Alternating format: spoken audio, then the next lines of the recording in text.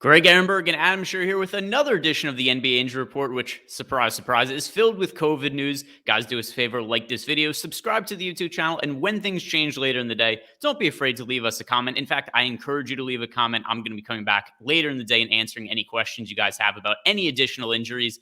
Also, something else of note for today, the Toronto Raptors-Chicago Bulls game. That game will not happen because of COVID concerns. Other games, I have no clue what it is that makes certain games play, what certain games don't play. But it is something that at least that game is not going to be playing tonight. Other teams totally decimated right now with shorthanded rosters. But we'll get into some of the team-by-team breakdowns now, and starting with the Orlando Magic. Cole Anthony, he's listed as questionable play. Wendell Carter Jr., it looked like he suffered a devastating knee injury last week for the Magic. He had to be wheelchaired off the court, but all of a sudden he's now questionable play, so it appears that injury is not too significant. How do you approach the Orlando Magic with Cole Anthony and Wendell Carter Jr. both questionable?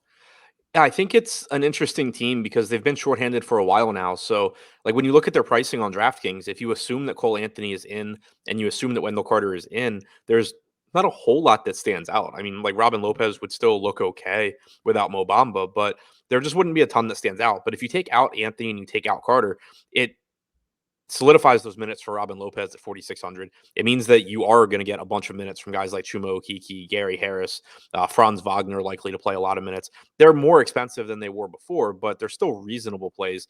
And then you also would have the potential of a new guard in Tim Frazier. Michael Mulder played 30 minutes last game. He's not available tonight. You do have Tim Frazier available. He's someone that in the past, we've seen him actually be a decent fantasy option when given minutes. So, potentially, if these guys are out, you're getting some Tim Frazier minutes at minimum salary. That's something that would stand out. So Orlando as a whole is, I think, priced more appropriately than some of the other teams that are shorthanded tonight. But there is still some value that's going to open up if Anthony and Carter were out. Yeah, and we've seen guys like Anthony Carter in and out of the rotation recently, whereas some of these other situations totally new. One of them being the Atlanta Hawks, and very, very long list of players that are dealing with COVID on the Atlanta Hawks. We currently have Trae Young, Clint Capella, Danilo Gallinari, Lou Williams, and Timothy Luwawu-Cabarrot are all in the COVID protocols. So, thing I was mentioning at the top, I don't understand why the Raptors don't have to play, but the Hawks do. But considering all these guys that are out for Atlanta, there has to be a ton of value here, right? Yeah, this is one of the teams that prices haven't adjusted because this is their first game being shorthanded. And not only are they shorthanded, they're missing their leaders in different, stat categories. You're missing Trae Young, who leads the team in usage. You're missing Clint Capella, and you know that when you take him out, it opens the door for John Collins to put up better numbers, in addition for, minutes for Okongwu and potentially Gorgie Jang. So it just makes a huge difference here. Now you also have Lou Williams out. So he's someone that, there was a chance he could be a useful play. He's not in. So you are getting Bogdan Bogdanovic back. I haven't seen anything on his minutes yet, but he's pretty cheap. He's over a fantasy point per minute guy without Trae Young on the floor. So he looks pretty good.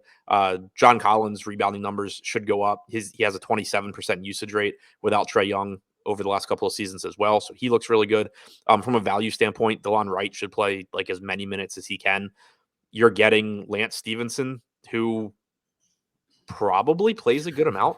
I mean, he was averaging 35 minutes per game in the G League this year. So it's not like he's just coming off the couch. And this is someone that, he's been a productive NBA player in the past. He can handle the ball. He can do a lot of the things that the Hawks would probably really like him to do right now. So I think if he's even in player pools, I'm not entirely sure. If he is, then he's interesting. Yeah, and the other thing too to keep note of with a lot of this stuff, pay attention to whatever the starting lineups are and any kind of beat reporter updates, because there's certainly going to be weird starting lineups today, and we could see some of these min price guys who are on 10-day contracts just get added into a starting lineup that we otherwise wouldn't be expecting. So for sure, watch all the content we have later on today and look out for any kind of news in terms of starting lineups. Another team. Oh yeah, go ahead. Oh, sorry. Lance Stevenson is not in the DraftKings player pool, which is actually really unfortunate because that would have been fun. Yeah, and everybody would love to roster some Lance Stevenson. That's also something. Some of these 10-day guys are in the player pool. Some aren't. Lance Stevenson, like you said, currently not in there. Talking about the Cleveland Cavaliers next, another team just crazy shorthanded. So here's a list of players for the Cleveland Cavaliers. They're in COVID protocols. Evan Mobley, Nembhard, Windler, Stevens, Ed Davis, Isaac Okoro, Jared Allen. And in addition to that, Kevin Love was just added to the injury report. He's questionable, not because of COVID protocols, but just old age / being Kevin Love. He finds himself questionable. How the hell does this team fill their front court minutes? Laurie Markkinen, I think, That is mostly the answer there. I think I also just saw. Did we just get Denzel Valentine back? Yes, he was out and he tested himself back into the game today. Right. Okay. So that's at least a body that can soak up some minutes. But Laurie Markkinen was someone that I thought actually, I just finished before this show. I just finished recording my tournament plays videos, and I'd mentioned Laurie Markkinen on both DraftKings and FanDuel as what looked like a really good tournament option. Not getting quite as much ownership as he probably deserved. And one of the things working against Markkinen is that, or was that, a lot of his minutes probably would be alongside Kevin Love. So while taking out Mobley and Allen increases minutes for Markkinen and should increase his rebounding opportunities overall, since Love isn't going to play every minute that Markkinen plays, most likely, it still kind of puts a damper on that. If Love is out too, not only are there just a million front court minutes available, but you're taking pretty much every rebounder on the team that's better than Laurie Markkinen off the floor, and his rebounds should just go up as a result. So I think it makes him look really good. Like, he looks good one way or the other, but if Love is out also, it makes him look even better. You're probably getting a lot of minutes for Cedi Osman. You're probably getting a lot of minutes for Dean Wade. Dean Wade getting a lot of minutes is not that big of a deal, but Luke Cornett probably plays a lot. He's like going to be their only other front court body if Love is out. He's only 3,300 on DraftKings, only center eligible. So this is another team that overall I think is close to correctly priced in most cases because they have sort of been shorthanded for a while, but you do still have favorable price tags on Laurie Markkinen, on Cedi Osman, on Luke Cornett. And if Kevin Love plays at 5,700, he looks fantastic.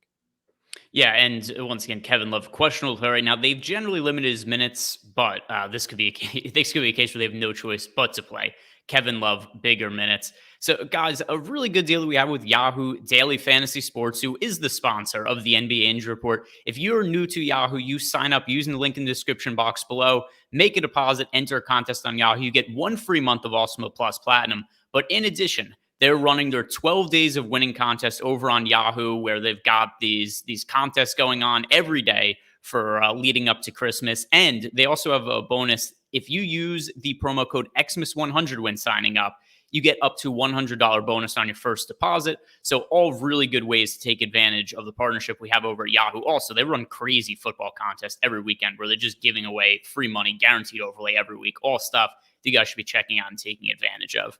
All right, let's hit up the rest of the NBA injury report. This is one that normally would be a little more important. I included it just because they are significant names in terms of the Denver Nuggets rotation.